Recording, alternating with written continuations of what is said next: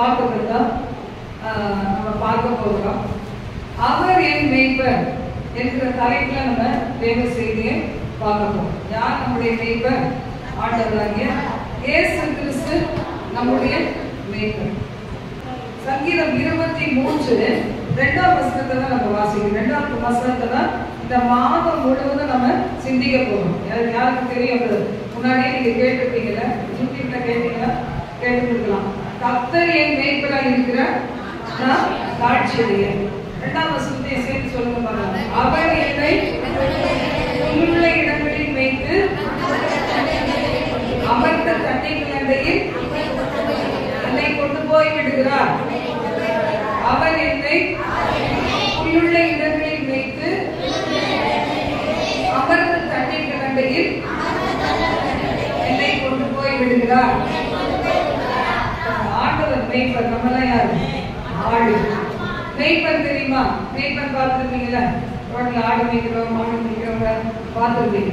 அந்த மேய்ப்பனை விட மேலான ஒரு மேய்ப்பன் நிரந்தரமாக நம்முடைய இருந்து நம்மளை கடைசி வரைக்கும் மேய்த்து வழி நடத்தி நித்திய ராஜ்யத்துல பரலோகத்துல கொண்டு போய் சேர்க்கிற வரைக்கும் அவர் என்ன செய்ய மாட்டார்? நம்மை விட்டு விலகவே மாட்டார். அப்ப கர்த்தர் நல்லவர் பாருங்க. சங்கீதம் 23 2ஆம் வசனத்தை தான் இந்த மாதத்தினுடைய வாக்குத்தத்தமாக நம்ம பார்த்து கொண்டே வருவோம். இப்போ இந்த நாள்ல 3ஆவது வசனத்தையும் வாசிங்க. அவர் என் ஆத்துமாவை தேற்றி தம்முடைய நாமத்தின் நிமித்தம் என்னை நீதியின் பாதைகளில் நடத்துகிறார். அவர் என் ஆத்துமாவை தேற்றுகிறவர். அந்த இடத்துல எல்லாருக்குமே பாத்தீங்கன்னா ஆத்துமாவில் என்ன இருக்குது? ஒரு வேதனை. சில நேரங்களில் நமக்கு இந்த நம்பிக்கை இல்லாத உலகத்துல வாழ்றதுனால அந்த ஆத்மாவுக்கு எப்ப பார்த்தாலும் யாராவது ஒருத்தர் பூஸ்ட் கொடுத்துக்கிட்டே இருக்கும். யாரையாவது எதிர்பார்ப்போம். சொந்த குடும்பத்துல ஒரு கணவன் மனைவியில எதிர்பார்ப்பாங்க, மனைவி கணவன், பிள்ளைகள் பெற்றோர்கிட்ட, பெற்றோர் பிள்ளைகள்கிட்ட. விசுவாசிகள் என்ன செய்வோம்? நீங்க ஏதாவது ஒரு நல்லது சொன்னீங்கன்னா நல்லா இருக்குங்க. ஒரு ஆத்மாவை ஆட்டத்துல கொண்டு வந்தா எனக்கு ரொம்ப சந்தோஷமா இருக்கு. இந்த மாதிரி நீங்க உங்க வாழ்க்கையில ஏதாவது நன்மைகளை அனுபவிச்சா அது ரொம்ப சந்தோஷமா இருக்கும். குடியத்துல எல்லாரும் ஒன்னா வர முடியாட்டாலும் நாங்க 2 பேர் 3 பேர் நாங்க போனாலும் மற்றவங்க செபிச்சிங்க, அதுக்குரிய பலனை ஆண்டவர் நினைச்சிருவாரு, நிச்சயமா தருவார். அதெல்லாம் ஒரு சந்தோஷம். ஆனா நம்முடைய தேவனாகிய கர்த்தர் மட்டும் எப்போதும் ஆத்துமாவை தேய்ச்சுகிறவர். யாரையெல்லாம் பசுபுல் மேய்ச்சல் அவர் கொண்டு போவார்னா, இன்னைக்கு ஆத்மாவில ஆத்மான்னு சொல்லுவாங்க, ஆத்மான்னு சொல்லுவாங்க, இதயம் சொல்லுவாங்க. அதுல ஒரு ரெஸ்ட்லெஸ்ஸா இருக்கிறவங்க, அதுல ஒரு இளைப்பாறுதலே இல்லாம இருக்கிறவங்க, அவங்களுக்கு ஆண்டவர் சொல்றாரு, ஆத்மாவை நான் என்ன செய்வேன்? தேய்ச்சுவேன். தேர்தல் ஆறுதல் இல்லாதவங்க நிறைய பேர் பாவம் செய்யறாங்க, குடிக்கிறாங்க, சிகரெட் குடிக்கிறாங்க, போதை மருந்து அடிக்கிறாங்க, என்னென்னமோ செய்யறாங்க. ஏன் பாவத்தை தண்ணீரை போல பருகுகிறாங்க. கடவுள் நல்ல வாழ்க்கையை கொடுத்திருக்கும் போது தப்பு தப்பான காரியங்களை செய்யறாங்க. ஏன்னா அவங்களுக்கு ஒரு ஆத்மாவுக்கு என்ன, கொஞ்ச நேரம் சந்தோஷம், கொஞ்ச நேரம் சமாதானம். ஆனா ஆண்டவரை வார்த்தை சொல்லுது, பிசாசு என்ன செய்வானா? அற்ப நேர இன்பத்தை காமிச்சு நரகத்துல கொண்டு போய் தள்ளிடுவாங்க. அற்ப நிமிஷ ஆசை காட்டியே அக்கினி கடலில் உன்னை தள்ளுவான். ஏன்? உன்னை எதுக்கு அவன் இந்த சாத்தான் வந்து உன்னை தள்ளவும் வேணும் சொல்லுது. அப்ப இன்னைக்கு கர்த்தர் நம்முடைய மேய்ப்பராய் இருந்து அவர் நம்மை நடத்தி செல்ல அவர் விரும்புகிறார். நம்ம என்ன செய்யணும்? நீதாப்பா என்னுடைய மேய்ப்பர், இந்த மாதம் முழுவதும் என்னை நடத்தி செல்லும். ஆண்டவர் யாரையுமே போஸ்ட் பண்ணவே மாட்டார். யாராவது கம்பல்சரியா நீங்க கர்த்தரை ஏற்றுக்கொள்ள சொல்ல மாட்டார். ஆனா ஆண்டவராகிய கர்த்தரை ருசிக்க ருசிக்க அவர் எப்படிப்பட்டவர்? நல்ல தேவன். அதனால நம்ம பார்க்க போற தலைப்பு என்னன்னா, இந்த மேய்ப்பர் எப்படிப்பட்டவர் அப்படின்னு சொன்னா, பாதுகாக்கிறவர், மனதுருக்கம் உள்ளவர். அதை குறிச்சு தான் நம்ம பார்க்க போறோம். 2-3 தலைப்புல நம்ம பார்த்துட்டோம். இன்னைக்கு நம்ம பார்க்க போகிறது மனதுருக்கத்தோடு பாதுகாக்கிறவர்.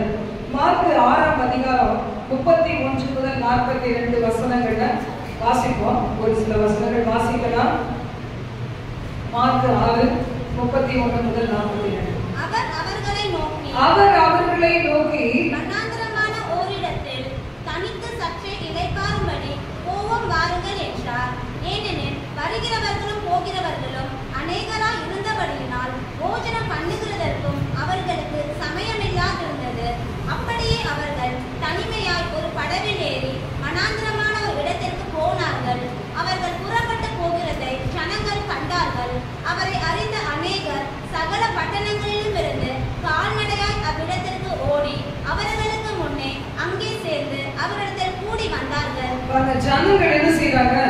இயேசு கிறிஸ்து எங்க இருக்கிறாரோன்னு தேடி அலைகிறாங்க. இயேசு கிறிஸ்து தன்னுடைய சீஷர்களோட என்ன செய்யறாரு? கொஞ்சம் வனாந்தரமான இடத்துக்கு போவோம். அவர் என்ன பேசுறதுக்கு போகல. சீஷர்கள் என்ன செய்வாங்க? தன்னுடைய டவுட் எல்லாம் கேட்பாங்க. இவர் அதை கிளியர் பண்ணுவார், சொல்லி கொடுப்பார். அவங்க மற்றவங்களுக்கெல்லாம் சொல்லி கொடுக்காத காரியங்களை இயேசுவோடு நெருங்கி இருக்கிற சீஷர்களுக்கு இயேசு சொல்லி கொடுப்பார். இன்னைக்கு நம்ம கூட பாருங்க, ஞாயிற்றுக்கிழமை ஒரு நாள் ஒரு வேளை வந்து உட்கார்ந்துட்டு போறாங்க. அதோட வேற வேற பிசினஸ் அதுன்னு போயிடுவாங்க. அப்ப அவங்களுக்கு தேவனோடு உள்ள உறவு நல்லா இருக்கணும் அப்படின்னு அவங்க ஏங்குனாங்கன்னா இதை என்ன செய்வாங்க? திங்கட்கிழமையிலிருந்து சனிக்கிழமை வரைக்கும் காத்துப்படுவாங்க. குறிப்பிட்ட ஜெப நேரம், குறிப்பிட்ட வேத வாசிப்பு நேரம், சபையோட ஐக்கியப்படுகிற காரியம், வீட்டு வேலைக்கு எங்கேயாவது வேலைகளுக்கு போனாங்கன்னா மத்தியானம் சபையில வந்து உபவாச ஜெபத்துல கலந்து கொள்ளுகிற காரியம். பெண்கள் உபவாச ஜெபம் எதுக்கு வைக்கிறோம்? நம்முடைய குடும்பத்தின் ஆசீர்வாதத்துக்கு தான், உங்களுடைய குடும்பத்தின் ரட்சிப்புக்காக. உங்களுடைய குடும்பத்தில் இருக்கவங்க நல்ல சுகமா இருக்கணும், பெலனா இருக்கணும், ஆயுஷ் காலத்தோட இருக்கணும், உங்க பிள்ளைகள் வழுவாம காப்பாற்றப்படணும் தான் இங்க வெள்ளிக்கிழமை உபவாச ஜெபம் வைக்கிறோம். அதுக்கெல்லாம் வந்து கலந்து கொண்டு கர்த்தரோடு உறவாடுகிற பிள்ளைகளான ஒரு சிலர் இருப்பாங்க. அவங்களுக்கு என்ன செய்வார்னா, ஆண்டவர் என்ன செய்வாரு? தன்னுடைய வழியெல்லாம் சொல்லி கொடுப்பார். அவருக்கு எங்கேயோ தூரமானவர் கிடையாது. ஆண்டவர் சொல்றார், என்னை தேடினா நீங்க கண்டுபிடிப்பீங்க, என்னை தேடுங்கள் அப்பொழுது பிழைப்பீர்கள். ஆண்டவரை தேடணும். அவர் எங்கேயாவது மலை மேல இருக்கிறாரு, குன்று மேல இருக்கிறாரு, நதிக்குள்ள இருக்கிறாரு, கடலுக்குள்ள இருக்கிறாரு, அப்படிலாம் கிடையாது. தடவையாகிலும் கண்டுபிடிக்கத்தக்கதாக தேவன் உங்களுக்கு பக்கத்திலே இருக்கிறார். நம்ம இதுக்காக நம்ம டிராவல் பண்ணி எங்கேயோ போகணும் வரணும் அப்படிலாம் கிடையவே கிடையாது பாருங்க. அப்ப கர்த்தருடைய வார்த்தை சொல்லுது, அந்த இடத்துல யோவான் அந்த சிரச்சேதம் பண்ணப்பட்டதை அவர் பார்த்த போது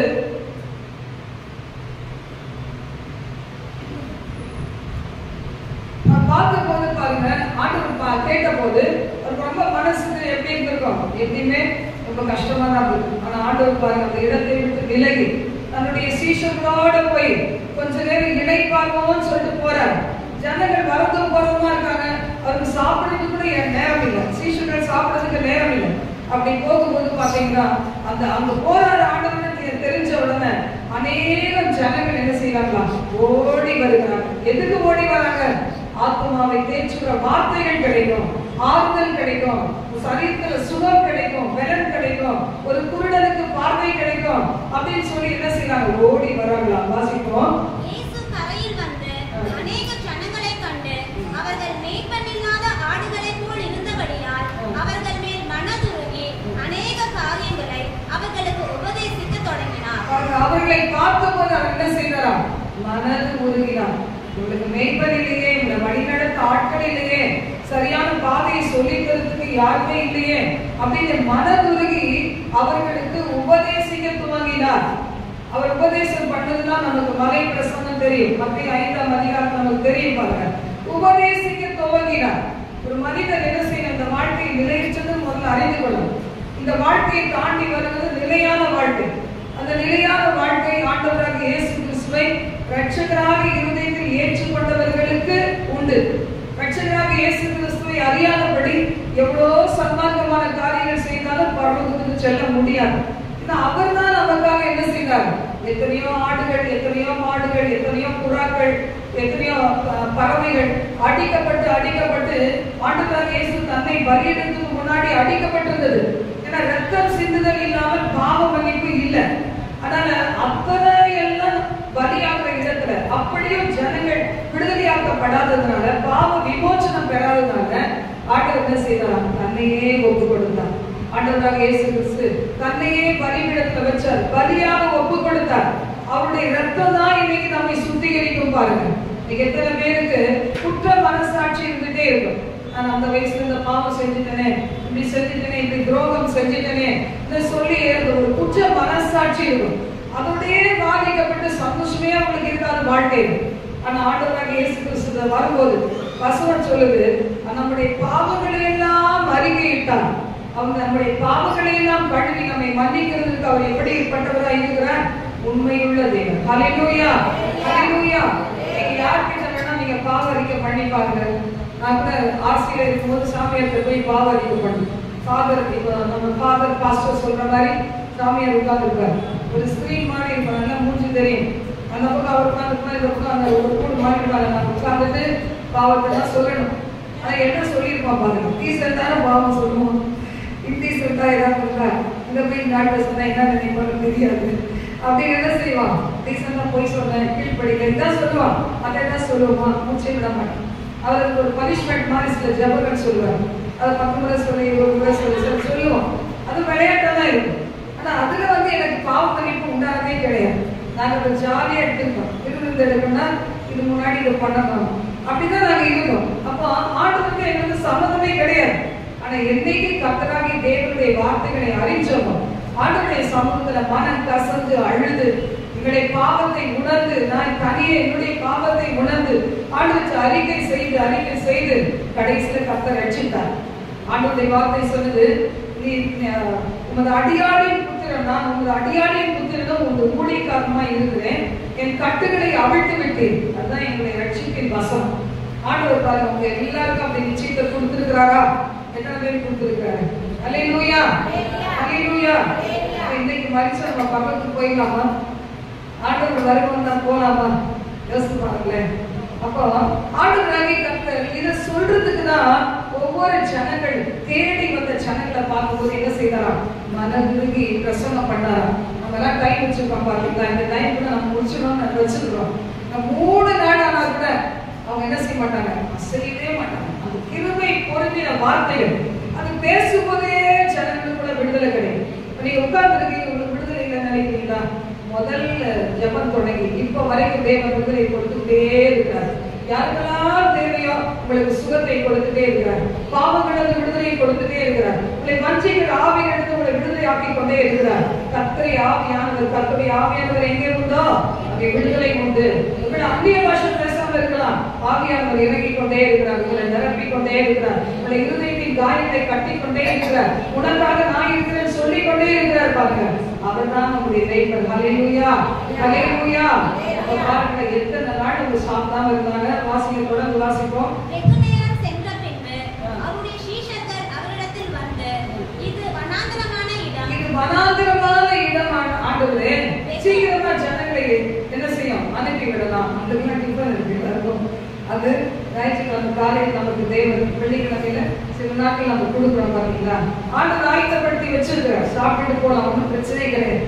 ஆனா அந்த இடத்துல அந்த ஜனங்களுக்கு கொடுக்கறதுக்கு ஒண்ணுமே இல்லையே. சீஷர்களுக்கு ரொம்ப கவலையாகும். அனுப்பிவிடணுமே, சீக்கிரம் அனுப்பும் அப்படின்னு சொன்னா அந்த இடத்துல என்ன இருந்தது? அப்போ ஆண்டவர் சொல்ற, நீங்களே போய் கொடுங்க. அப்ப அவங்க என்ன சொல்றாங்க? வாசிப்போம். அதற்கு அவர்கள், நாங்கள் போய் 200 பணத்துக்கு அப்பங்களை வாங்கி இவர்களுக்கு புசிக்கும்படி கொடுக்க கூடுமோ என்றார்கள்.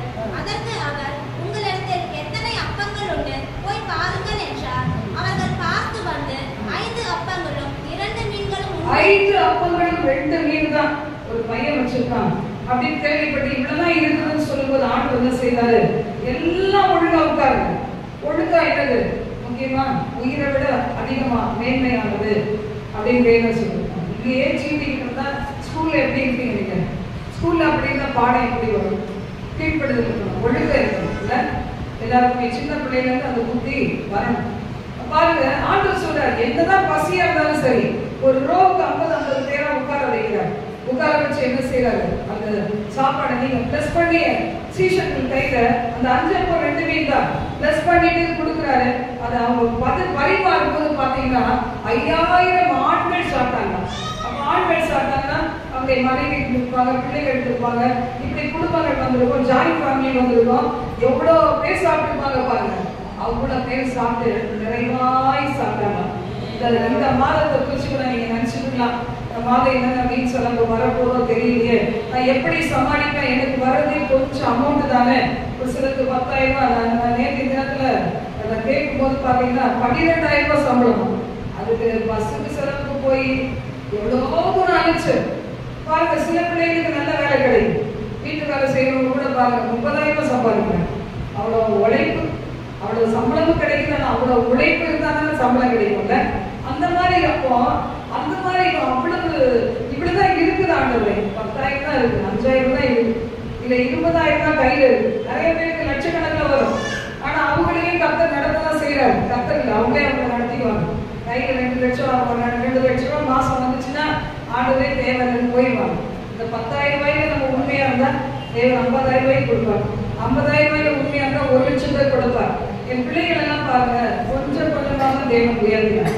200 ரூபாய் வருமானம், 2,000 ரூபாய் வருமானம் என் மகளுக்கு, 20,000 ரூபாய் வருமானம், 1,00,000 வருமானம், அதுக்கப்புறம் வெளியே கொடுக்கணும். ஹல்லேலூயா. இப்பவே என் பிள்ளைகள் தசமாக கொடுக்குறாங்க. தசமாகத்தை எடுத்து அவங்க போற சபைகளில அவங்க கொடுக்குறாங்க, எனக்கும் கொடுக்குறாங்க, என்னையும் கவனிச்சுக்கிறாங்க. இதுதான் ஒரு பிள்ளை செய்ய வேண்டிய ஒரு காரியம். தன் தாயும் தன் தகப்பனை கனம் பண்ணுகிறவன் என்ன செய்வானா? தீர்க்காயுசாய் வாழ்வான். தீர்க்காயுசாய் வாழ்வான். தகப்பனை தாயை கனப்படுத்தலைன்னா அவருடைய வெளிச்சம் என்ன செய்வான்? காரியம் அணைந்து போகும். பிள்ளைகளை கீழ்ப்படிய பண்ணணும். ஒரு அம்மா அப்பாவுக்கு பிள்ளைகள் கீழ்ப்படிய பண்ணணும். தொட்டில் பழக்கம் சுடுகாடு வரைக்கும் சொல்லுவாங்க. சின்ன பிள்ளைகளே அந்த பிள்ளைகளுக்கு செல்லம் கொடுக்குறாரு. குறிப்பா ஆம்பளை பிள்ளைகளுக்கு செல்லமே கொடுக்குறாரு. பையன்களுக்கு செல்லம் கொடுத்தா திருத்தவே முடியாது. பொம்பளை பிள்ளைங்க திருத்தினால பசங்களை திருத்தவே முடியாது. இப்ப கர்த்தருடைய வார்த்தைகளை சொல்லுது பாருங்க. 5 அப்பா 2 மீன் 5000 பேர்களுக்கு மேலாக அவர்கள் சாப்பிட்டு திருப்தி அடைந்து மிகுதியானதை எடுத்தார்கள். உங்களுக்கு ஆசை இருக்கும்ல, மீதி எடுக்கணும். அந்த மாசத்துல மீதி இருக்கணும். பேங்க்ல பேலன்ஸ் எனக்கு இருக்கணும். எத்தனை பேர் ஆசைப்படுறீங்க? ஹல்லேலூயா, ஹல்லேலூயா. எத்தனை பேர் கையை தூக்கல? வேணாம் போகுது, பரவாயில்ல, பிரச்சனை. நம்ம தேவ பிள்ளைகள் வாழ்ந்து காமிக்கணும் இல்ல? நம்ம என்ன சொல்றாங்க? எத்தனை இடத்துல போனா வீடு வாடகை கொடுக்க மாட்டாங்க. நீங்க பாட்டு பாடுவீங்க, நீங்க கை கழிச்சுங்க, நீங்க ஜோம் பண்ணுவீங்க, வீட்டு தர மாட்டாங்க. அப்படி இருக்கும்போது நீங்க தான் சொந்த வீடு வேண்டாம் வேண்டாமா? ஊர்ல கட்டின போது நினைக்கிறது இருக்கிற இடத்துல சொந்தமான வீட்டை தேவன் கொடுக்கணும். ஹல்லேலூயா, ஹல்லேலூயா. தனிமையானவர்களுக்கு வீடு வாசல் ஏற்படுத்தி கொடுக்கிற தேவன் நம்முடைய தேவன். அது என்ன டாக்டர் படிச்சதுலாம் வரல, எதுக்கு வரலன்னு தெரியல, வரல. வேற வேலை கிடைச்சவன வரமாட்டாங்க. சம்பளம் ஒரு 20,000 பார்த்தாலே வரமாட்டாங்க. கர்த்தர் நான் சொன்னாரு, நான் கர்த்தரால் எனக்கு கொடுக்கக்கூடிய கனம் எங்கே? வாலிப பிராயத்துல கண்டபடி வாழ்ந்துட்டு கர்த்தருக்கு முக்கியத்துவம் கொடுக்காம வாழ்ந்துட்டு அப்புறம் என்ன செய்யும்? காலமெல்லாம் கண்ணீர் வடியும். ஏதோ ரட்சிக்கப்படாத ஒரு மனுஷனை கல்யாணம் பண்ணிட்டு அப்புறம் அவனை குடியிலிருந்து வெளியே கொண்டு வரதுக்குள்ள லைஃபை முடிஞ்சே போயிடும். இப்படி ஒரு வாழ்க்கை தேவைதானா? ஆண்டவரை வாக்கு சொல்லும். வாலிப பிராயத்திலே உன் சிருஷ்டிகரை நினை, உன்னை படைத்தவரை நினை. படைத்தவர் அவள் அழகா இருந்தாரு. நான் ஏன் நான் பரிசுத்தமா இருக்க முடியாத நினைச்சு பார்க்கணும். இல்ல இந்த வாலிப பிராயம் எனக்கு அனுபவிக்கலாம் கொடுத்துருக்கிறான்னு நீங்க நினைச்சீங்கன்னா சரீரம் முழுதும் சீர்கெட்டு போயிடும். வாழ்க்கையெல்லாம் வீணா போயிடும். அப்புறம் வாழ்க்கையெல்லாம் உங்க அம்மா வடிச்ச கண்ணீரை விட அதிகமா 1000 விட வடிக்க வேண்டிய நாள் வந்துடும். அதுக்காக தான் சொல்றது வாலிப பிராயத்துல உன் சிருஷ்டிகரை நினை. சிறு பிள்ளைகள் கர்த்தருக்கு பயப்படுறது எதுக்கு சொல்றது? கர்த்தருக்கு பயப்படுகிற சிறியோரையும் பெரியோரையும் கர்த்தர் ஆசீர்வதிப்பார். எத்தனை பிள்ளைகள் கொரோனாவில் பாத்தீங்களா? சின்ன குழந்தையிலே மறைச்சு போச்சு. எத்தனை பிள்ளைகள் வீட்டுல இருக்குது, சிக் பெட்ல இருக்குது, பிறக்கும் போதே அதுக்கு எல்லாம் பாவம் செஞ்சுச்சு, பெட்லேயே தான் இருக்கிறாங்க. இதெல்லாம் பார்க்கும்போது நம்ம பிள்ளைகளுக்கு எவ்வளவு அழகா ஜீவனை கொடுத்து நல்ல அவயவங்களை கொடுத்து இவ்வளவு தூரம் ஒரு நல்லா வச்சிருக்கிறாரே, அந்த பிள்ளைகளை என்ன செய்யணும்? யார் கொடுத்தது? பிள்ளைகள் கர்த்தர் கொடுத்தார். கர்த்தர் கொடுத்ததை கர்த்தருக்காக வளர்க்கணும், கர்த்தருக்கு கொடுக்கணும். நானே பார்க்கிறேன், என் பிள்ளைன்னா அப்படியே அவங்க வேற மாதிரி போயிடும். இது கர்த்தரின் பிள்ளை. கர்த்தரத்துல கேட்டேன், கர்த்தருக்கே கொடுப்பேன். அண்ணாள் தீர்மானம் பண்ணாங்க பாருங்க. அப்போ இன்னும் பிள்ளைகளை கொடுத்தார். ஆண்டவர் நல்லவர். எவ்வளோ நல்லா வளர்த்தாலுமே பாரி பிள்ளைக்கு அப்படி இப்படி போயிடும். அப்ப நீங்க சின்ன வயசுல தண்ணி தெளிச்சு விட்டுட்டீங்கன்னா அந்த பிள்ளை எப்படி இருக்கும் பாருங்க. அடுத்தது நம்ம இன்னொரு இடத்துல நம்ம பார்க்கும்போது ஆண்டவராகிய கர்த்தர் எப்படிப்பட்டவர் அப்படின்னா மனதுருக்கத்தின் தேவன். அவர் நல்ல மேய்ப்பனா என்ன செய்வாரு? ஆடுகளாகிய நம்மை இந்த மாதம் முழுதும் வரக்கூடிய பிரச்சனைகளுக்கு விடுதலை ஆக்குவார். ஏசாயா 31 4 முதல் 9 வசனங்கள் வாசிக்கலாம். ஏசாயா 31 4. கர்த்தர் எப்படிப்பட்டவரா இருக்கிறார் சொல்லி இருப்பாரு. கர்த்தர் என்னுடனே சொன்னது, சிங்கமும் பாலசிங்கமும் நாங்கள் நிறைய பிடித்திருக்கும் போது கர்ச்சித்து நாங்களுக்கு விரோதமாய் கூப்பிடுகிற திரளான மேய்ப்பரின் சத்தத்தினாலே. சிங்கம் பாலசிங்கம் என்ன செய்வான்? அதனுடைய இரையை வாய் வச்சிடும். இரையை பிடித்திருக்கும் போது கர்ச்சித்து தங்களுக்கு விரோதமாய் எழுப்புகிற திரளான மேய்ப்பர்கள், ஐயோ ஆடு போயிடுச்சு அப்படின்னு பரிதவிச்சு அவங்க என்ன செய்வாங்க? அதை காப்பாற்றுவதற்காக என்னெல்லாம் செய்வாங்களோ வெளியே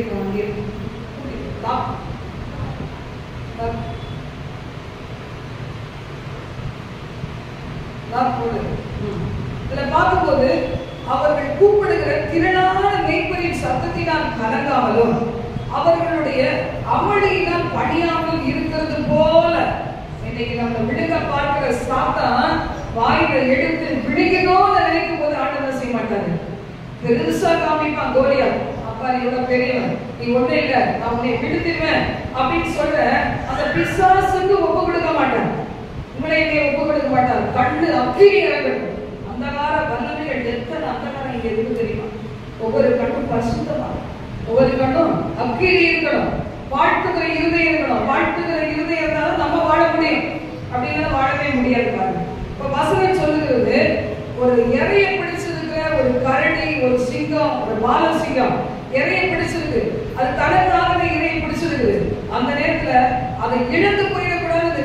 என்னென்ன பண்ணி வந்து மேய்ப்பர்கள் வந்து அதை மீட்டு கொடுத்ததுக்கு பிரயாசப்பட்டாலும் அவங்க அம்மனினால என்ன செய்யாது. அந்த சிங்கமோ பால சிங்கமோ அது எப்படி அப்படியே ஸ்டபான நிற்குமோ அது மாதிரி ஆண்டு சொல்றார், உனக்காக நானே இல்லைன்னு சொல்றார். ஹல்லேலூயா, ஹல்லேலூயா. வாசிங்க வாசிங்க.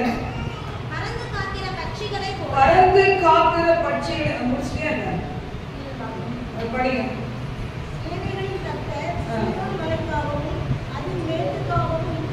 சேவைகளின் கர்த்தர் உங்களுக்காக யுத்தம் பண்ணுவார். நமக்காக ஒரு யுத்தம் பண்ணுகிற தேவன். மேய்ப்பன் யாரு? சாது கிடையாது. ஆடுகளை காப்பாற்றுகிறோம், ஆடுகளை நம்மை காப்பாற்றுகிறோம். மந்தையினுடைய மேய்ப்பன் என்ன செய்வார்? ஆடுகளை காப்பாற்றுவார். அதான் வரலாம் என்ன செய்யறோம், அடிச்சு கேட்கிறோம். இன்னைக்கு அடிச்ச நோ ரெஸ்பான்ஸ் அப்படின்னு என்ன அர்த்தம்? நான் அடுத்த வாரம் நோ ரெஸ்பான்ஸ்னா வர மாட்டாங்கன்னு அர்த்தம். நானே புரிஞ்சுக்கிறேன். இப்படிதான் போயிட்டே இருக்கு காலங்கள். இதுல பார்க்கும்போது கர்த்தரை வார்த்தை சொல்லுது, பறந்து காக்கிற பட்சிகளை போல சேனைகளின் கர்த்தர் என்ன செய்வாரு? எருசலேமின் மேல் ஆதரவாக இருப்பார். ஆண்டவர்களுக்கு ஆதரவாக இருப்பார். படிக்கிற பிள்ளைகளுக்கு தேவன் ஆதரவாக இருப்பார். அவர் உங்களுடைய மேய்ப்பர். அம்மா அப்பா செய்ய முடியாதவர்களுக்காக கர்த்தர் செய்வார். வசனம் சொல்லுது பாருங்க, ஆதரவாக இருப்பார். அவர் அதை காத்து தப்பப்படுவார். அவர் கடந்து வந்து அதை விடுவிப்பார். ஆண்டவர் இவ்வளவு கேரண்டி கொடுக்கிறாரு. இஸ்ரவேல் ஜனங்களே, நீங்க என்ன செய்ய, முற்றிலும் நீங்கள் விலகினவரை விட்டு திருப்புகள் அப்படின்னு சொல்லப்பட்டிருப்பாங்க. ஆண்டவரை விட்டு தூரம் போயிட்டீங்களே.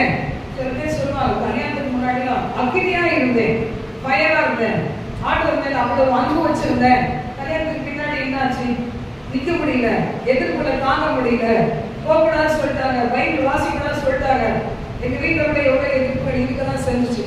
ஆனா ஆவியானவருக்குள்ள நான் கொண்டு வந்த அந்த வைராக்கியம், அந்த ஆசை, இந்த ஆவியானுடைய அபிஷேகம் எனக்கு வேணும், வெற்றியுள்ள வாழ்க்கை வாழணும், வருகிற பிரச்சனையை தாங்கவே முடியல என்று சொல்லி தனியா நின்று ஜெயப்படுறதுக்கு கர்த்தர் உதவி செய்தார். ஹல்லேலூயா. உங்களுக்கு அந்த தேவன் உதவி செய்வார். நீங்க சூழ்நிலையை பார்த்து நீங்க சோர்ந்து போகவே வேண்டாம். ஏன்னா கட்டாயமா கர்த்தரை தொழுது கொடுக்கிறதுக்கு ஏதோ வேண்டாம், அவருக்கு பைசா கொடுத்தாதான் ஜோம் பண்றது கிடையாது. அவர் எங்கனாலும் சரி ஆண்டவராய் கர்த்தர் சமீபமா இருக்கிறார். சபையில வச்சிருக்கிறார் ஆண்டவர். சபைங்கிறது ஒரு குடும்பம் போலதான். எப்படி நமக்கு ஒரு குடும்பம் இருக்குதா, சபைங்கிறது குடும்பம். அந்த குடும்பத்துல சிக்பெட்ல படுத்திருந்தாங்களா ஒரு அம்மா, வாமிட்டா ஆயிருந்தாங்களா, போன ஞாயிற்றுக்கிழமை கொடுக்க உண்மையே போய் அவங்க அங்கதான் நியாயம் செய்யும். அதனால என் சப்ராட்ட போய் சொன்னாங்க, என்னமோ நடந்துச்சு, ஏதோ ஆண்டவர் முடிச்சிருக்காரு சிலர் பாருங்க. நேற்று போன ஞாயிற்றுக்கிழமை ஃபுல்லா வாமிட்டு எடுத்து வேலைக்கு மட்டும் பங்க்சுவலா போயிட்டாங்க. சனிக்கிழமை ராத்திரி வரைக்கும் நடந்துருப்பாங்க. ஞாயிற்றுக்கிழமை காலையில அவன் சீக்கிரம் வந்துருப்பான். ஞாயிற்றுக்கிழமை காலையில 10 மணிக்கு மேல 11 மணில இருந்து சூப்பரா இருப்பாங்க. இதுனாச்சு அதுதானே 11 மணிக்கு ஃப்ரீ. எப்படியே இருக்கிறதா அட்வான்ஸ் போடணும்னு நினைக்கிறேன். இதுதான் உண்மையா பொய்யா நம்ம முடிக்காம சரி அப்படியே இருக்கிறது சொல்றது பயமா சொல்லுறேன். ஆண்டவர் சொல்றார், பறந்து காக்கிற பட்சிகளை போல நான் வந்து உங்களுக்கு ஆதரவாய் இருப்பேன், யுத்தம் பண்ணுவேன், உங்களை பாதுகாப்பேன் அப்படின்னா ஆண்டவருடைய வார்த்தை சொல்றத நம்ம பார்க்கலாம். உங்களுக்காக உங்க பட்சத்துல யாருமே வேணாம். அந்த சிங்கத்தை விட பால சிங்கத்தை விட நான் பெரிய யூத ராஜசிங்கம். எத்தனை பேர் நம்புறீங்க? யூத ராஜசிங்கம். போராட்டத்தை பார்த்து பயப்படக்கூடாது, எதிர்ப்புகளை பார்த்து கலங்கக்கூடாது. நொறுங்கின நறுங்குண்ட இருதயத்தோட நீங்க இருக்கீங்கன்னா உங்க பக்கத்துல இயேசு இருப்பார். அப்பான்னு கூப்பிடும்போது கர்த்தர் உங்க பக்கத்துல இருப்பார். இயேசுவே என்று கூப்பிடுகிற பிள்ளைகளுக்கு அருகாமையிலே இருக்கிற தேவன் நம்முடைய தேவன். பாருங்க, கர்த்தருடைய வார்த்தை சொல்லி திறந்து வாசிங்க.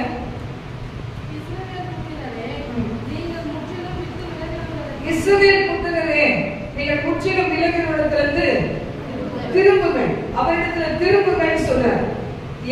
ஆண்டவராகிய கர்த்தர் எப்படி நம்மளுக்கு வெளிப்படுத்தினார் தன்னை அப்படின்னு சொன்னா அக்கினியாய் வெளிப்படுத்தினார். யாத்திராகமத்துல பாத்தீங்களா, கர்த்தருடைய குரல் கேட்டது, ஆனா அவருக்கு ரூபம் இல்லை. எப்படி இருந்தது?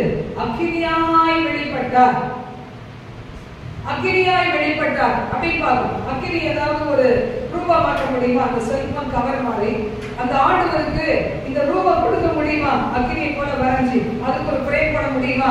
அப்போ நீங்க என்ன செய்வீங்க? வாசிங்க. உங்களுக்கு பாவமாக உங்கள் கைகள் செய்திருந்த வெள்ளி விக்கிரகங்களையும் பொன் விக்கிரகங்களையும் ஆண்டவர் அறிஞ்சிட்டா அதை என்ன ஒண்ணுமே வெறுத்துருவோம். பாருங்க, நன்மை என்ன கண்டுபிடிச்சுட்டா தீமை என்ன செய்வோம்? வெறுத்துருவோம். இல்ல, ஒரு சுரூபங்களை மூடி இருக்கிற வெள்ளி ஆபரணங்களை அதையெல்லாம் நீ வெச்சி போன்னு சொல்லி வெறுத்து விட்டா நீ ஆசீர்வாதமா இருப்பாய். வேற சொல்லு, நீ என்ன செய்ய? உன் கையின் பிரயாசத்தை நீ சாப்பிட்டுதான் இவருக்கு பாக்கி நன்மையுடைய ஆண்டுடைய வாக்கு சொல்லுது. பாருங்க, இப்படிதான் நானும் கூட கர்த்தருடைய சமூகத்துல ஆசிரியர் இருக்கும்போது ஒரு சின்ன பொட்டு வைப்பேன். கரெக்டா மேட்சா வைப்பேன். எங்க அப்பா வாங்கி கொடுப்பாங்க. அவங்களுக்கு என்னன்னா அவங்க ரொம்ப பக்தி, ஆனா அந்த பக்தி அவங்க பரிசுத்தமாகல. கடைசி வரைக்கும் பாவத்திலே வாழ்ந்து பாவத்திலே மறைச்சி இப்ப எங்க இருக்கிறாங்க நமக்கு தெரியும். ஆனா பக்தி இருக்கலாம், ஆனா அந்த பக்தி அவங்க பரிசுத்தமாக்கிச்சா? அங்க போய் வேளாங்கண்ணியில மொட்டை அடிக்கிறது, அந்தோனியார் கோயிலுக்கு போறது எதுவுமே தவறாது. பக்தி வைராக்கியம் நாங்க ஆண்டவர்களை இருக்குது அவங்களுக்கு பிடிக்கவே பிடிக்காதுதான். ஆனா பாத்தீங்கன்னா ஒரு சாட்சி இல்லாத வாழ்க்கை வாழ்ந்து எங்க அம்மாவை பிள்ளைங்க விட்டுட்டு எங்க போயிட்டாரு. கடைசி வரைக்கும் அதனால சீரழிஞ்சு போய் கடைசி வரைக்கும் திருப்பி ஜாயின் பண்ண முடியாத ஒரு லெவல்ல போய் அப்படி வாழ்க்கை முடித்து கொண்டாங்க. சொன்னாங்க, நான் தூக்க மாத்திரை போட்டு முன்னாடி மொத்தமா செத்துற போறேன், நிம்மதியே இல்லை, யாருமே என்னை கவனிக்க ஆள் இல்லை. வயிற்று இல்லாம யார் கவனிப்பாங்க? யோசித்து பாருங்க, வயிற்றுல என்ன சண்டை போட்டாலும் என்ன பண்றது, எங்காவது கல்யாணம் பண்ணிட்டோம் கடைசி வரைக்கும் பார்த்துக்கணும் அப்படின்னு பார்ப்பாங்க. வேற யாரும் எப்படி பார்ப்பாங்க? அது மனசுல நினைக்காம போனதுனால கடைசியில் அந்த வாழ்க்கை டிராஜடியா முடிஞ்சிச்சு. இன்னைக்கு ஆண்டவர் சொல்றாரு, இவைகளினால உனக்கு என்ன லாபம் வந்தது? அதை தூக்கி போட்டு ஆவியான தேவனை நீ வணங்குவதற்கு என்னை ஒப்புக்கொடு, உன்னை ஒப்புக்கொடு, உன்னுடைய இருதயத்தை நீ அவரை பதித்துக்கணும். அப்பா அப்படின்னா வாங்கி கொடுத்தாலும் ஒரு நாள் வந்த போது நான் வச்சுட்டே தான் இருந்தேன். சர்ச்சுக்கு போனேன், ஞானஸ்தானம் தரமாட்டாங்க, சத்தியத்துக்கு கீழ்படுது, ஆனால் அதை விட்டு விடுறதுக்கு எனக்கு பிடிக்கவே இல்லை. அப்படி யோசித்து பார்த்தேன், நம்முடைய நெற்றியில் ஆண்டவருடைய நாமம் எழுதப்பட்டிருக்கிறது அப்படின்னா உங்க முகத்துல தேவனுடைய பிரகாசம் இருந்தா பிசாசுகள் பக்கத்திலே வராது. உங்க ஒருவேளை உலக மனுஷன் வெறுக்கலாம். அவங்க சொல்லுவாங்க, இது எப்படி இருந்து பாரு, இது ஒரு கம்பல் போட்டா எப்படியா இருக்கும். ஹஸ்பண்ட் மாதிரி சொன்னா அதெல்லாம் என் பையனுடைய ரிலேட்டிவ் எல்லாம் சொன்னாங்க, இப்பவாவது ஒரு கமெண்ட் போட்டுக்காங்களாமா. என்னமோ என் ஹஸ்பண்டுக்காக கலக்கின மாதிரி அவங்களுக்காக நான் கலக்கல, கர்த்தர் தான் கலக்கல. நீ கழட்டிட்டு நீ மூடிட்டு போன்னு சொன்னாரு, வேற வழி இல்லாம கழட்டிக்க. அதுக்காக உங்களெல்லாம் தப்புன்னு சொல்லலை, என்னையே நடக்கிற விதம் அப்படி நீங்க போட்டுக்கோங்க, நல்லா பெருசா கூட போட்டுக்கோங்க, அதெல்லாம் தப்பு கிடையாது அப்படிதான் நினைக்கிறேன். அப்ப பாத்தீங்கன்னா இந்த ஆண்டவர் என்னை எவ்வளவு நேசிக்கிறான்னு தெரிஞ்ச பிறகு அந்த பொண்ணுக்கு தூர போட்டோம். அதுக்கப்புறம் தான் ரொம்ப நல்லாவே இருந்துச்சு, ரொம்பவும் பாதுகாப்பா இருந்தது. இன்னைக்கு ஆண்டவர் சொல்ல பாதுகாப்பை நான் தருவேன், மேய்ப்பனாகி நான் உனக்காக ரத்தம் செஞ்சேன், இன்னைக்கு உயிரோடு இருக்கிறேன். சில பேர் கவலை பாருங்க, இந்த செத்து போயிட்டா யாருன்னா கொல்லி போடுவாங்க. புதுசா வெள்ளிக்கிழமை கேள்விப்பட்டேன், இங்க இருக்கிற ரட்சிக்கப்பட்ட ஒரு அம்மாவுக்கு என் பிள்ளை தானே கொல்லி போடணும், என் பிள்ளை என் தேவை தானே கொல்லி போடணும், என் தேவை என்னை என்ன செஞ்சாலும் சரி சப்போர்ட்டிவா தான் இருப்பேன் அப்படிங்கிறாங்க. ஒரு செத்து போனப்ப என்ன ஆச்சு? நம்மளுடைய உடம்பு நம்மள பார்க்க போறோமா என்ன? மஞ்சள்லேயே குடிப்பாட்டி வேற ஏதாவது கலக்குனா பூசினாலும் நமக்கு அக்கறையே கிடையாது. நம்ம ஆத்மா என்ன செய்வோம்? ஆண்டவருக்குள்ள போயிடும். ஹல்லேலூயா, ஹல்லேலூயா. நமக்காக ஒரு பரலோக ராஜ்யம் காத்திருக்கு. அது போறது நம்ம சந்தோஷப்படுவோமா? இல்ல நான் இதை விட்டுட்டு வேற ஏதாவது யோசிப்போமா? பாருங்க, வேற காலில் விடுறாங்க, வேற எத்தி மிதிச்சா எங்க போவாங்க? ஆண்டவர் சொல்றாரு, என் காலில் விழுந்து எதிரி வந்தா எத்தி மிதிப்பேன், நீ எதுக்கு நீ போய் மனுஷன் காலில் விடுற?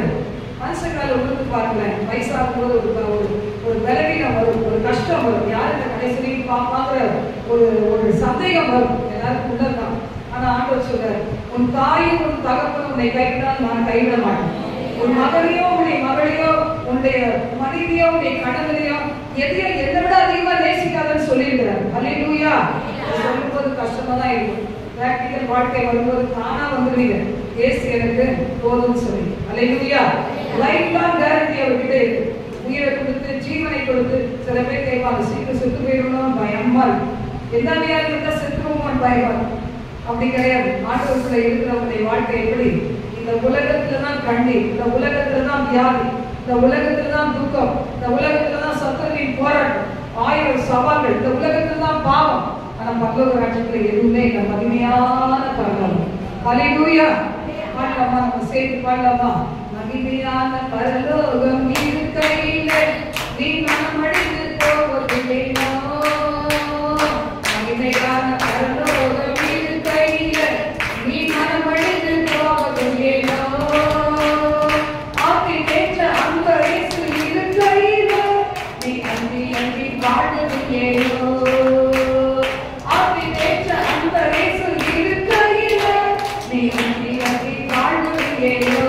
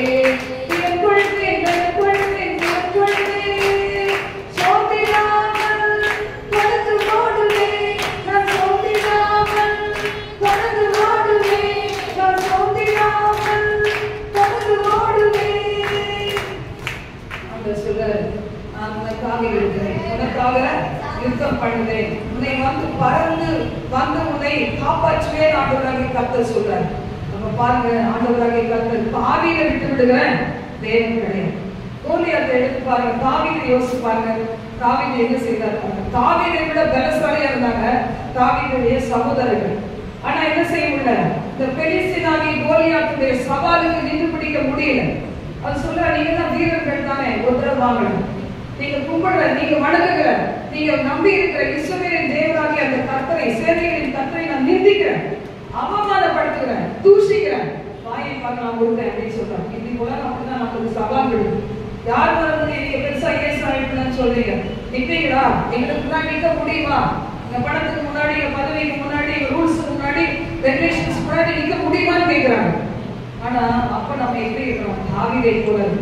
தாவீதுக்கு பழகி போனது, சின்ன வயசுல இருந்தே பழகி போனது. இன்னைக்கு வந்து ஊழியம் கிடையாது. கல்யாணம் முடிச்சு 5வது வருஷம் தேவன் என்னை அழைத்தார்.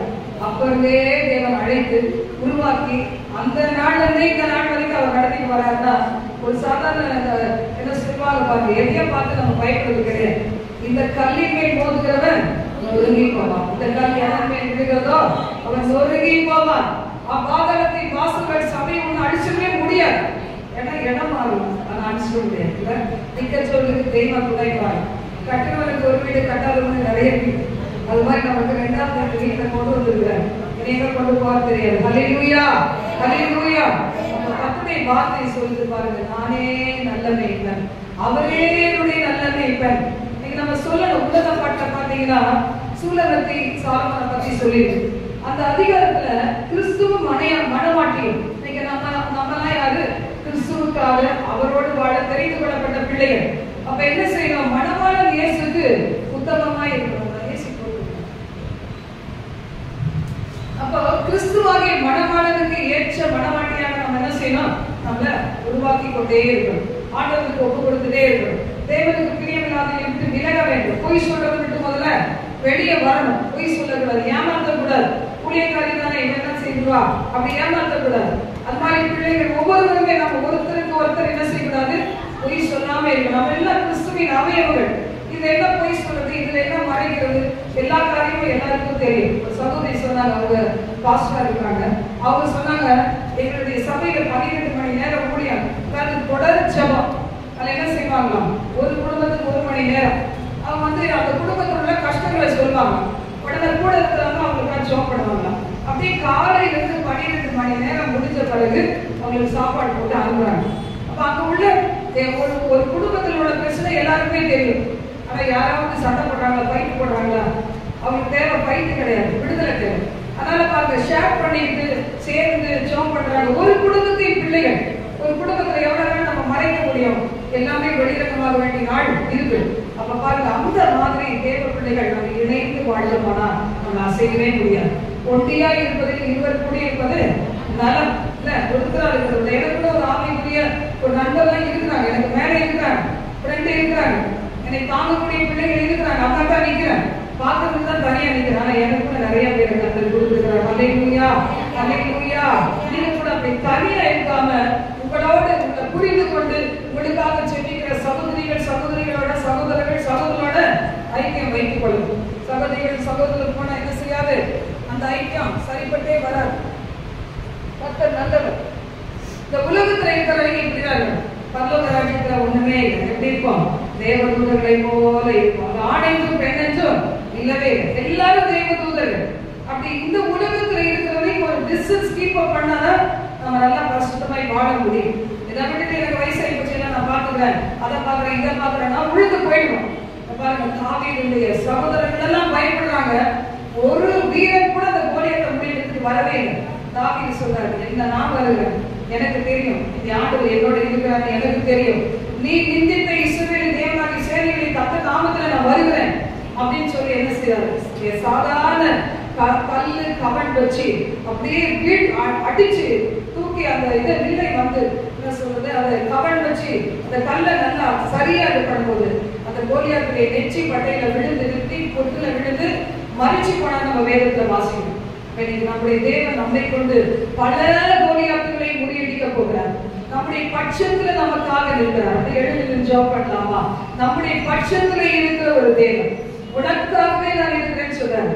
உனக்காக இந்த உலகத்துக்கு வந்தேன், என் உயிரே கொடுத்தேன், இன்னைக்கு உயிர் எழுந்தவராய் நான் இன்னைக்கு உயிரோட இருக்கிறேன். சிலர் ஆண்டவருடைய கண்கள் எல்லாம் பார்த்துட்டே இருக்கு பாருங்க. யார் யார் நீங்க வந்திருக்கிறீங்க, எப்படிப்பட்ட நோக்கத்தோட வந்திருக்கிறீங்க, இன்னைக்கு இந்த சத்தியத்தை கேட்கும் போது எப்படி ரெஸ்பாண்ட் பண்றீங்க? ஆண்டவர் இடத்துல இருந்து அவர் பார்த்து கொண்டே இருக்கிறார். கண்களை கூடி, ஆண்டவரே எனக்கு ஜெயம் தாரும் தகப்பனே சொல்றீங்களா? ஜெயம் கொடுக்கிற தேவனே எனக்கு ஜெயம் தாரும் ஆண்டவரே. ஹalleluya. தீபாதாரா சங்கரவி அங்கரந்தரபா நம்ம ஆதரலாம் ஆண்டவரே. அந்த இடத்துல பாத்தீங்கன்னா கிறிஸ்துவின் மணவாட்டி என்ன சொன்னோம்? இவரே நேசர், இவரே சிநேகிதர், இவரே உள்ளத்தை கவர்ந்தவர், இவருக்காகவே நான் ஜீவிப்பேன், இவருடைய அன்பிலிருந்து என்னை எதுவும் பிரிக்க முடியாது. திரளான ஆசையோ வெள்ளங்களோ, திரளான ஆசையோ திரளான ஐஸ்வர்யமோ, எத்தனை மனிதர்களின் அன்போ, எந்த உறவுகளோ என்னை பிரிக்க முடியாது என்று சொன்னது போல இன்னைக்கு நாம சொல்லணும். எப்படி இந்த சுலகத்தை சாலமனை பார்த்து சொல்றாங்க, இதே ஒரு உண்மையை நீ பார்த்து கல்யாணமே பண்ணக்கூடாது, என்னை தவிர உனக்கு இனிமே யாரும் வரக்கூடாதுன்னு சொல்லி சொல்றார். ஒரு பிராமிஸ் வாங்கி கொள்கிறார். இன்னைக்கு ஆண்டவர் நம்மோடு உடன்படிக்கை பண்ணி இருக்கிறார். நீ என் நேச குமாரத்தி, நீ என்னுடைய சகோதரி, நீ என்னுடைய மணவாட்டி என்று சொல்லி நம்மோடு உடன்படிக்கை பண்ணி இருக்கிறாரே. நீ என்னுடைய மேய்ச்சலுக்கு உட்பட்ட ஆடு, நான் உன்னுடைய தேவன் சொல்லி இருக்கிறாரே. அந்த தேவனுக்கு நன்றியோடு கூட வாழ்வோமா? மாதமெல்லாம் அந்த உறவுல இருப்போமா? ஆண்டவரோடு நல்ல உறவுல வாழ்வோமா? கர்த்தரை கர்த்தரிடத்துல வைத்திருக்கிற உறவுக்கு தடையாய் வருகிற எல்லாவற்றையும் சீப்பாய் தள்ளுவோமா? தீபாதார சங்கரவியாக்கரவா ஒரஹப்தரவியாக்கரவா உலகம் வெறுத்து தேசத்துமே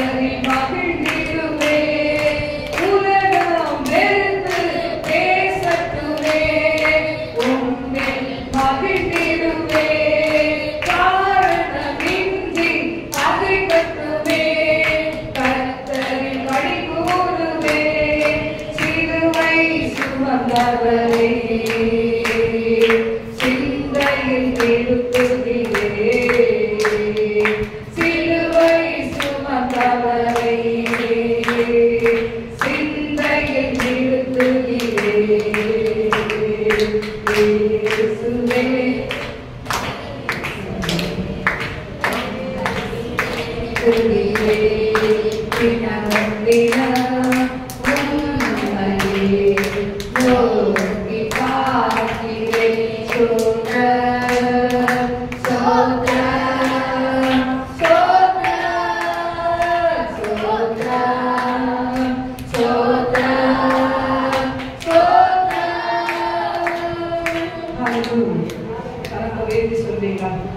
எல்லாரிலும் அதிகமாய் நம்ம நேசிக்கிறோம். எல்லாவற்றையும் விட நாம் நேசிக்கிற தகப்பனே, இந்த உலகத்துல நல்ல மேய்ப்பனாகி உமக்கு நான் கீழ்ப்படிய ஒப்பு கொடுக்கிறேன்ப்பா. என் ஆண்டவரே, கர்த்தரை மேய்ப்பனா இருக்கும் போது எனக்கு ஒரு தாழ்ச்சி இல்லப்பா. சிங்கக்குட்டி கூட தாழ்ச்சி வரும். நான் உண்மை கேளுகிறேன், ஒரு நன்மை குறைபடுவது இல்லை. என் பிள்ளைகளுக்கு, என் குடும்பத்துக்கு, என் சந்ததிக்கு எந்த நன்மை குறைவது இல்லை என்று சொல்லுங்க. நீங்க சொன்னதான் நடக்கும். நீங்க வாய்ப்பு சொல்லுங்க. உண்மையை பின்பற்றுவோம் என்று ஒப்பு கொடுத்திருக்கிற அந்த பிள்ளைகளை ஆசீர்வதியாக இந்த நேசம் மாற்ற அணைத்துக் கொடுக்கும்.